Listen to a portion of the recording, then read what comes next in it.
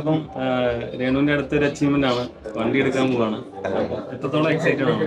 നല്ല സന്തോഷമുണ്ട് അങ്ങനെ ഒരു വണ്ടി എടുക്കാൻ ഉള്ള സിറ്റുവേഷൻ എത്തിയില്ലേ. നല്ല സന്തോഷം തോന്നുന്നു. അതിനുള്ളിൽ ഒരു പ്രയത്നത്തെ കുറിച്ചാണ് പറയുന്നത്. രേണുവിന്റെ ഇത്ര നാളത്തെ ഒരു പ്രയത്നം, അതിനെ കുറിച്ച് എന്താണ് പറയുന്നത്? അത് നല്ലൊരു കാര്യമാണ്. ഒറ്റയ്ക്ക് പോരാടി ഇപ്പോ അച്ചീവ്മെന്റുകൾ നേടിക്കൊണ്ടിരിക്കുകയാണ്. നല്ലൊരു കാര്യം. ബിഗ് ബോസിൽ പോയി 3 വിദേശ യാത്രകളായി. അങ്ങനെ നേട്ടങ്ങൾ ഉണ്ടാകുമ്പോൾ ഒരു മകനെന്ന നിലയിൽ എന്താണ് പറയാനുള്ളത്? ഒരു സന്തോഷമുണ്ട്. നല്ലൊരു കാര്യമല്ലേ ഇങ്ങനെയൊക്കെ എത്തുക. സന്തോഷമുണ്ട്. ഒരു കാറൊക്കെ ആയി ഡെലിവറിക്ക് പോവാം. നോക്കാൻ പോകും. കാറ് കണ്ടിട്ടില്ല, കാറ് കാണും. ഇതൊരു യാത്രകൾ പ്ലാൻ ചെയ്തോ? യാത്രകൾ കാർ എടുത്ത ശേഷം ഒന്നും പ്ലാൻ ചെയ്യുന്നില്ല.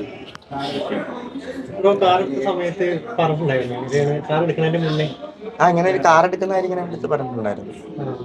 കിച്ചു കാർ എടുത്ത സമയത്ത് ഞാൻ കാർ എടുത്ത സമയത്ത് അമ്മയോട് ഇല്ലായിരുന്നു. നമ്മൾ ദുബായിലായിരുന്നു.